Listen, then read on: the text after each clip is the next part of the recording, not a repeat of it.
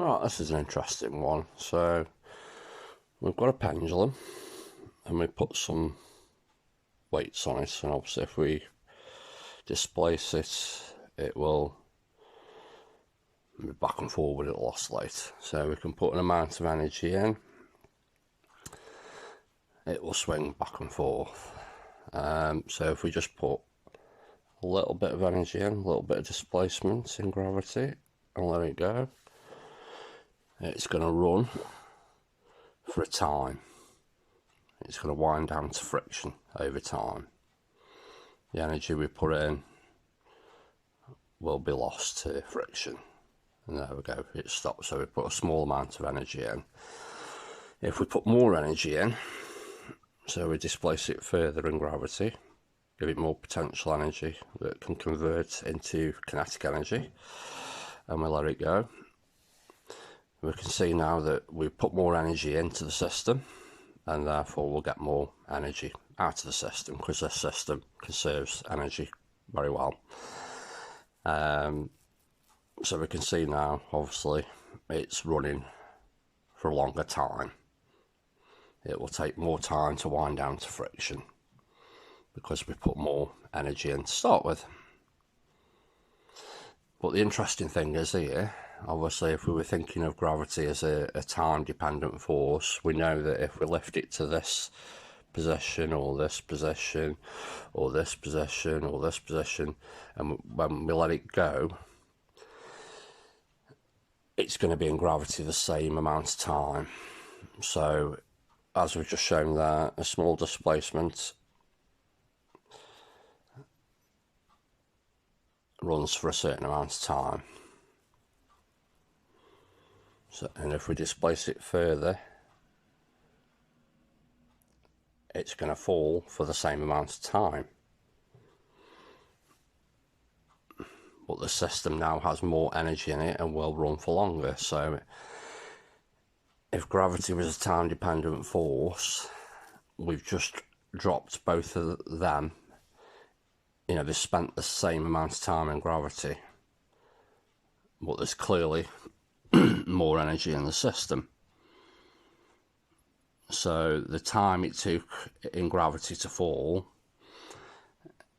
is of no relevance really, because it's the distance that we displace it that gives us the answer to how much energy, well, obviously the mass as well, but that gives us the answer to how much energy has been put into the system.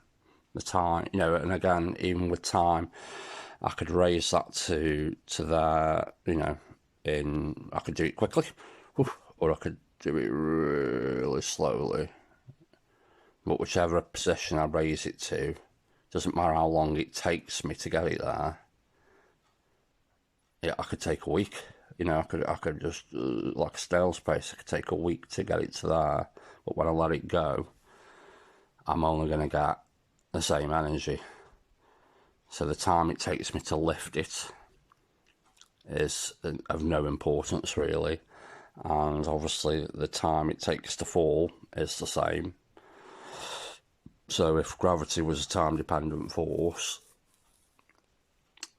if they're in gravity and fall in the same amount of time, then they would have the same energy. And clearly here we can see when we displace it more, it runs for a much longer time because there's more energy in the system.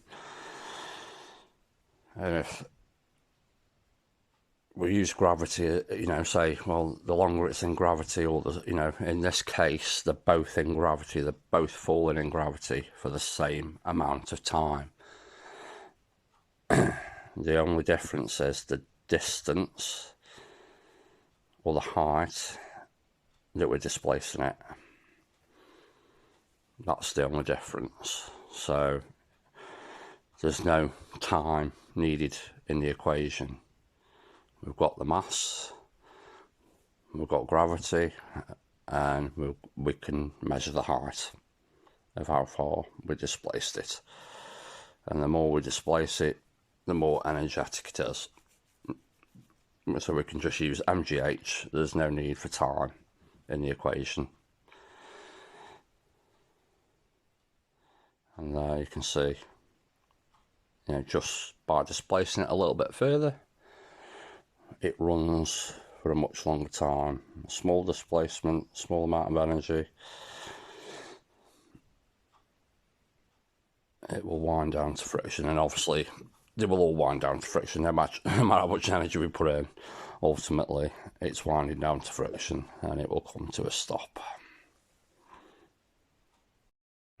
So with that in mind, we can place weights. We've got weights there, and we can place different weights on, and obviously if we then raise them, they will have different amounts of kinetic energy, different, well, we could get the same amounts of angular momentum initially, depending on what weights we put on. If we were to say launch that from a 1 distance and then halve the weight and take it up to 4 heights and release it, we'd have the same initial momentum, angular momentum, but energy wise, you know, by halving the mass and lifting it 4 heights, we would be adding in twice the energy into the system. So we were giving it potential energy due to gravity, that would be twice the energy. Angular momentums would be the same. Timing gravity falling would be the same. The heavier mass would be going 1 velocity, the lighter mass would be going 2 velocity. But the lighter mass obviously would need more energy. We've got to lift it higher in gravity to get it to go twice the speed, and to do that we would be giving it twice as much energy to do that. So if we were to test that out, you know, if we were to put some weights on, drop it one distance and then halve the weight and drop it 4 distances, and see how long the system runs for till it winds down to friction, till all its energy is lost.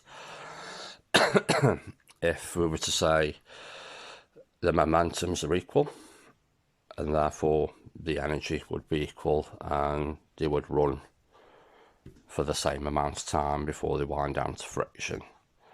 So that might be an interesting one to test, because if momentum was a measure of energy, dropping that from the heavier mass from 1 distance and the lighter mass from 4 distances, they should run for the same amount of time before they wind down to friction, because they would be the same energy.